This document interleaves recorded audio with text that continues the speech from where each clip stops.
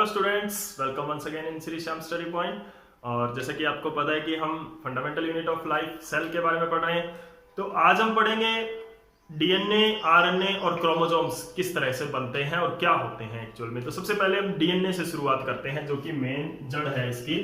DNA क्या होता है? डीएनए वैसे तो हमने प्रीवियस लेक्चर के अंदर भी पढ़ा था। तो DNA is the full form इसकी क्या रहती है? Deoxy ribo nucleic acid. तो डीऑक्सी राइबो न्यूक्लिक एसिड क्या होता है? डीएनए होता है, डीऑक्सी राइबो न्यूक्लिक एसिड। ठीक है, ये एक न्यूक्लिक एसिड होता है जो कि न्यूक्लियस के अंदर प्रेजेंट होता है और एसिडिक इसकी जो नेचर होती है, यानी कि ये स्लाइटली एसिडिक होता है। तो यानी कि जो डीऑक्सी राइबो न्यूक्लिक एसिड, ठीक है, ये एक बायोमोलिक्यूल है, यानी कि molecule which is present in the cell और लिविंग ऑर्गेनिज्म। ठीक है ना, तो इट इज ए बायोमोलिक्यूल। ये एक बायोमोलिक्यूल है विच, जिसके अंदर क्या होता है? विच कंट्रोल ऑल कैरेक्टरिस्टिक्स, सारे के सारे कैरेक्टरिस्टिक्स है वो कंट्रोल करता है। ठीक है, this is a biomolecule which is present in all type of living organism and it control all the characteristics, सारे के सारे कैरेक्टरिस्टिक्स को कंट्रोल करता है। जैसे कि आपके हेयर का स्टाइल है, यानी कि कर्ली हेयर है या स्ट्रेट हेयर है, वो ये कंट्रोल करता है। स्किन का कलर ये कंट्रोल करता है। तो उसी तरह से सेल के अंदर भी क्या होता है? जो सेल का डीएनए है, वो सेल क्या फंक्शन करेगी, किस तरह से फंक्शन करेगी, किस तरह के एंजाइम सेल के अंदर प्रोड्यूस करने हैं, किस तरह के प्रोटीन्स उसमें प्रोड्यूस करने हैं, किस तरह की उनके अंदर एक्टिविटीज होगी, वो सारी की सारी डीएनए ही कंट्रोल करता है। ठीक है, अब देखो इसके अंदर क्या होता है। जो structure of form of DNA है, कितनी फॉर्म में ये प्रेजेंट होता है? तो ये फॉर्म में क्या होता है? थ्रेड लाइक स्ट्रक्चर में मोस्ट कॉमनली ये पाया जाता है न्यूक्लियस में। प्रेजेंट कहां पर होता है ये? पहले हम प्रेजेंस कर लें इसकी। It is present in nucleus, nucleus के अंदर प्रेजेंट होता है। ठीक है, अभी देखते हैं कितनी फॉर्म्स में ये प्रेजेंट होता है। तो फॉर्म्स किस किस फॉर्म में होता है? ये थ्रेड लाइक स्ट्रक्चर में होता है, यानी कि एक धागे की तरह स्ट्रक्चर में होता है डीएनए।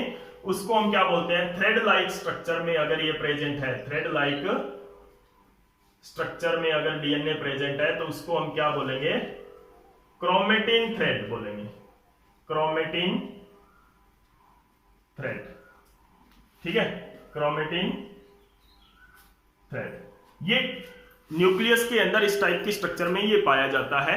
क्रोमेटिन थ्रेड की फॉर्म में ये प्रेजेंट होता है। ठीक है, या क्रोमेटिन थ्रेड, और इसको क्या बोल देते हैं? क्रोमेटिन फाइबर बोल देते हैं। तो एक ही बात है, कंफ्यूज मत होना उसको। क्रोमेटिन थ्रेड भी डीएनए है, क्रोमेटिन फाइबर भी क्या है? डीएनए ही होता है। अंडरस्टैंड? तो chromatin thread is DNA, chromatin fibre is DNA. अगर डीएनए एक धागे की तरह स्ट्रक्चर में प्रेजेंट है, तो उसको क्या बोलेंगे? क्रोमेटिन थ्रेड या क्रोमेटिन फाइबर बोलेंगे। अगर, अब देखो क्या होता है कि जब सेल डिवाइड करती है, ड्यूरिंग सेल डिवीजन क्या होता है? During cell division, cell division के दौरान क्या होता है? सेल डिवीजन का मतलब समझे? सेल डिवीजन का मतलब होता है एक सेल डिवाइड करके 2 सेल बना देगी, एक सेल से 2 सेल बन जाती है। तो ड्यूरिंग दैट डिवीजन, उस डिवीजन के दौरान क्या होता है? ड्यूरिंग सेल डिवीजन जो डीएनए है, और हम ये कह सकते हैं क्रोमेटिन थ्रेड जो है, क्रोमेटिन थ्रेड, ये क्या होता है? कंडेंस, क्रोमेटिन थ्रेड कंडेंस हो जाता है एंड फॉर्म क्रोमोसोम्स, यानी कि क्रोमोसोम बना लेता है। अभी हम क्रोमोसोम के बारे में डिटेल में पढ़ेंगे। क्रोमोसोम बना लेता है ये। तो अब हम पढ़ेंगे क्रोमोसोम की स्ट्रक्चर क्या होती है। उससे पहले थोड़ा आरएनए के बारे में पढ़ लेते हैं। तो आरएनए भी क्या होता है? एक जेनेटिक मटेरियल होता है, एक तरह से वायरस का। आरएनए क्या होता है? It is the ribonucleic acid. Deoxy ribonucleic acid नहीं है, ये राइबोन्यूक्लिक एसिड है। फुल फॉर्म इसकी क्या रहेगी? Ribonucleic acid. ये भी क्या है? एक बायोमोलिक्यूल है, biomolecule present in nucleus and it is the genetic material. ये भी क्या है, एक जेनेटिक मटेरियल है। डीएनए भी एक जेनेटिक मटेरियल है। डीएनए भी क्या है, एक जेनेटिक मटेरियल है। It is a genetic material. Genetic material का मतलब क्या होता है, ये डीएनए जो है वो वन जनरेशन से नेक्स्ट जनरेशन में पास होता है, एक जनरेशन से नेक्स्ट जनरेशन के अंदर पास होता है। तो यानी कि ये क्या होता है, पेरेंट्स टू न्यू इंडिविजुअल, यानी कि न्यू बेबी के अंदर ये क्या होता है, पास होता है। यानी कि पेरेंट्स अपना डीएनए जो है वो न्यू बेबी को देते हैं, यानी पेरेंट्स से डीएनए आता है। आपने कई बार सुना होगा कि आप अपने मदर जैसे लगते हो या फादर जैसे लगते हो, तो इसका मतलब क्या है कि आपके कैरेक्टरिस्टिक्स हैं वो आपके मदर जैसे या आपके फादर से मिलते जुलते आपके कैरेक्टरिस्टिक्स हैं। और वो कैसे आए, क्योंकि हमारे अंदर जो डीएनए होता है वो हमारे पेरेंट्स से आता है हमारे अंदर, और किसी भी ऑर्गेनिज्म के अंदर जो डीएनए होता है वो उसके पेरेंट्स से आता है। तो इसीलिए वो उसमें कुछ कैरेक्टरिस्टिक्स होती हैं, कुछ सिमिलरिटीज होती हैं, उनके पेरेंट्स जैसी होती हैं। ठीक है, तो अभी क्या है कि ये पेरेंट्स से न्यू बेबी के अंदर ट्रांसफर होता है, इसीलिए इसको जेनेटिक मटेरियल बोलते हैं। तो ये क्या होता है, genetic material of virus. Virus का जेनेटिक मटेरियल होता है। ठीक है, वायरसेस के अंदर जेनेटिक मटेरियल क्या होता है, डीएनए नहीं होता। बाकी सारे ऑर्गेनिज्म के अंदर जेनेटिक मटेरियल डीएनए होता है, वायरस के अंदर आरएनए होता है जेनेटिक मटेरियल। ओके, हर एक सेल के अंदर जरूर प्रेजेंट होता है, ये एवरी सेल के अंदर प्रेजेंट होता है। It is present in every cell. ये भी हर एक सेल के अंदर प्रेजेंट होता है। डीएनए आरएनए है वो दोनों के दोनों हर एक सेल के अंदर प्रेजेंट होते हैं। अब हम चलते हैं क्रोमोसोम की तरफ कि क्रोमोसोम किस तरह की स्ट्रक्चर होती है। तो कंफ्यूज होने की जरूरत नहीं है। क्रोमेटिन थ्रेड क्या है, डीएनए है। क्रोमोसोम क्या है, डीएनए है। बस बात क्या है, स्ट्रक्चर थोड़ी उसकी डिफरेंट है। ओके, तो अब आते हैं क्रोमोसोम पर। क्रोमोसोम क्या होता है, it is the condensed form of DNA. DNA की कंडेंस्ड फॉर्म होता है। स्ट्रक्चर किस तरह की होती है, स्ट्रक्चर ऑफ क्रोमोसोम किस तरह की होती है, तो it is composed of two rod like structure called chromatid. It is made up of, जो क्रोमोसोम है वो किससे बना होता है, made up of two rod like structure. दो रोड की तरह स्ट्रक्चर होती है, रोड लाइक स्ट्रक्चर। उन रोड लाइक स्ट्रक्चर्स को क्या बोलते हैं, called chromatid. Like this, these are the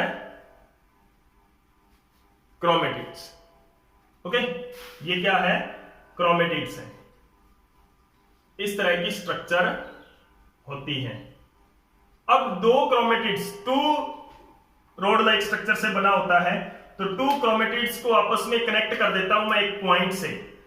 किस तरह से, ये एक रोड लाइक स्ट्रक्चर है और ये दूसरी रोड लाइक स्ट्रक्चर है। इस तरह की स्ट्रक्चर होती है, इसको हम क्या बोलते हैं, क्रोमोसोम बोलते हैं।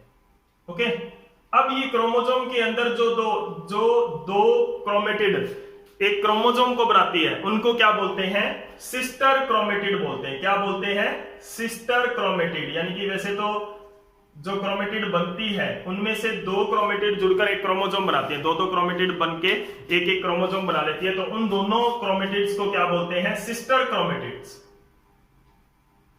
सिस्टर क्रोमेटिड्स, ठीक है ना।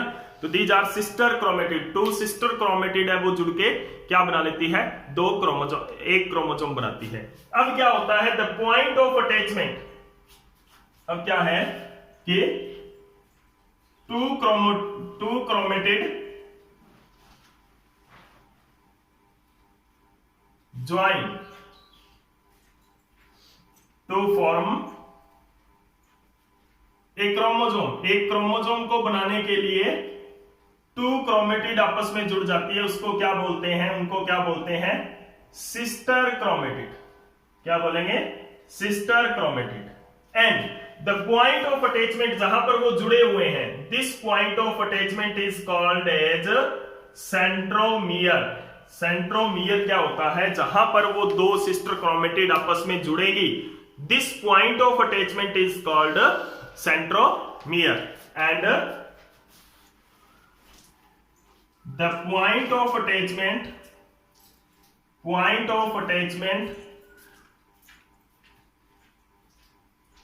of sister chromatid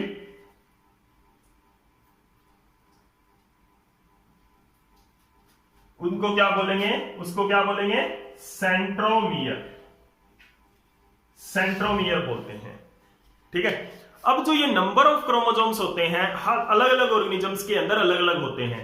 जैसे कि ह्यूमन बीइंग के अंदर क्या होता है? 46 नंबर ऑफ क्रोमोसोम्स होते हैं। एप्स के अंदर 48 क्रोमोसोम्स होते हैं। ओके, तो number of organisms, number of chromosomes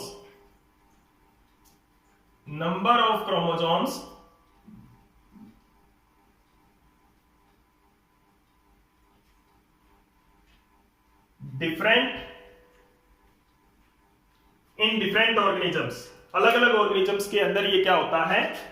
different होता है। इन डिफरेंट ऑर्गेनिजम्स होते हैं। ओके, फॉर एग्जांपल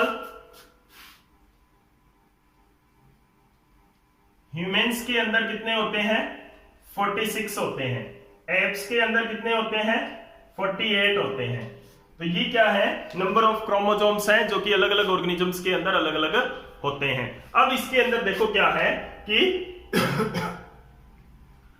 जो क्रोमोसोम्स है वो पेयर के अंदर प्रेजेंट होते हैं। यानी कि जैसे ह्यूमन बीइंग की अगर हम बात करें तो क्रोमोसोम्स हैं वो पेयर के अंदर होते हैं, यानी कि पेयर्ड सेट्स के अंदर होते हैं। अगर किसी ऑर्गेनिज्म के अंदर सेट ऑफ क्रोमोसोम, कितने सेट ऑफ क्रोमोसोम है उसके पास?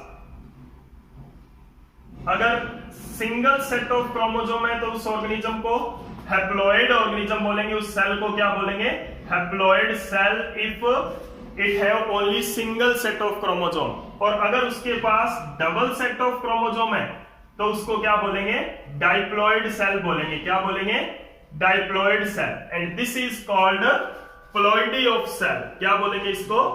प्लॉइडी ऑफ सेल बोलेंगे। बहुत ही इंपॉर्टेंट टॉपिक है ये प्लॉइडी ऑफ सेल, बहुत ज्यादा इंपॉर्टेंट। जब तक साइंस, जब तक बायो आपके साथ रहेगी तब तक ये प्लॉइडी आती रहेगी, ध्यान रखना।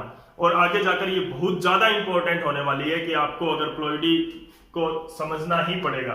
तो आज हम कर रहे हैं बेसिक्स ऑफ द प्लॉइडी, तो इसको आपने ध्यान से समझना है। तो प्लॉइडी ऑफ सेल का मतलब क्या है अभी मैं आपको बताता हूं। देखो, ह्यूमन के अंदर 46 क्रोमोसोम्स होते हैं। 46 के 46 नहीं होते हैं, ऐसे नहीं होते हैं। They have 23 chromosomes. ह्यूमन के अंदर 23 क्रोमोसोम्स ही होते हैं। लेकिन अभी जो 23 टोटल लिखा है हमने 46 क्रोमोसोम ह्यूमंस के अंदर, मैं कह रहा हूं कि 23 क्रोमोसोम्स ही होते हैं। तो 23 कहां गए? 23 गए नहीं है कि 23 टाइप्स ऑफ क्रोमोसोम होते हैं ह्यूमंस के अंदर। इसका मतलब क्या हुआ? Every type has 2 set. हर एक टाइप के 2 क्रोमोसोम्स हैं हमारे अंदर। ठीक है, जैसे कि मान लो कि ए, बी, सी, डी, इस तरह से क्या है कि ये 3 टाइप, ये मान लो किसी ऑर्गेनिज्म के अंदर 6 क्रोमोसोम है और 3 टाइप के क्रोमोसोम है। तो उसके अंदर क्या है? मान लो ए टाइप का क्रोमोसोम है, बी टाइप का क्रोमोसोम है, सी टाइप का क्रोमोसोम है। अगर इस तरह से सिंगल सेट ही है उसके पास ए बी सी का, तो वो क्या हुआ? हैप्लॉइड हुआ। और अगर उसके अंदर जो क्रोमोसोम है इस तरह से हुआ, ए ए, बी बी, सी सी, तो ये क्या है? डाइप्लॉइड ऑर्गेनिज्म है। इसके पास क्या है? डबल सेट ऑफ क्रोमोसोम है। एक सेट ये हुआ, एक सेट ये हुआ, एक सेट एबीसी का ये हुआ, एक सेट एबीसी का ये हुआ। तो टोटल नंबर ऑफ क्रोमोसोम 6 है। ओके, लेकिन type of chromosome only 3 type of chromosome है वहां पर। तो 3 के 2 सेट बनते हैं जो कि 6 क्रोमोसोम बनाते हैं। वैसे ही ह्यूमन बीइंग के अंदर है 23 के 2 सेट बनते हैं। हमारे अंदर 46 क्रोमोसोम जरूर है, लेकिन 46 टाइप के क्रोमोसोम हमारे अंदर नहीं है, 23 टाइप के क्रोमोसोम हमारे अंदर है। इसका मतलब है every type of chromosome has 2 set, यानी कि हमारे हर एक क्रोमोसोम के 2 क्रोमोसोम्स है हर एक टाइप में। तो यानी कि इस तरह से हमारे अंदर 23 क्रोमोसोम है, ABCD EF GH IJ KL MNO। इस तरह से 23 क्रोमोजोम है और 23 के 2 सेट हैं। तो एक सेट बना एबीसी का, ये ऑर्गेनिज्म हैप्लॉइड हुआ, इसके अंदर एबीसी का एक सेट ये बना और एबीसी का एक सेट ये बना, तो 2 सेट ऑफ क्रोमोजोम इसके पास है। ये क्या बना? डाइप्लॉइड ऑर्गेनिज्म बना। तो हैप्लॉइड ऑर्गेनिज्म के अंदर सिंगल सेट ऑफ क्रोमोजोम है और डाइप्लॉइड के अंदर डबल सेट ऑफ क्रोमोजोम है। This is the ploidy. Ploidy का मतलब है कि how many set of chromosome, कि कितने सेट ऑफ क्रोमोजोम इसके अंदर होते हैं, that is the ploidy of a organism. तो this is all about that chromosome, DNA and RNA. तो कंफ्यूज होने की जरूरत नहीं है। क्रोमेटिन थ्रेड डीएनए है, क्रोमेटिन फाइबर भी डीएनए है, क्रोमोजोम भी डीएनए है। ये सारे के सारे कैरेक्टर को कंट्रोल करते हैं। सेल के अंदर अलग अलग फॉर्म में ये पाए जाते हैं, जिन स्ट्रक्चर के बेस पर इनको क्रोमेटिन थ्रेड बोल देते हैं या क्रोमोजोम बोल देते हैं। ठीक है, तो this is all about the DNA. उम्मीद है कि आपको ये लेक्चर अच्छा लगा होगा। अगर वाकई अच्छा लगा है तो प्लीज लाइक एंड शेयर जरूर कर दें। Thank you.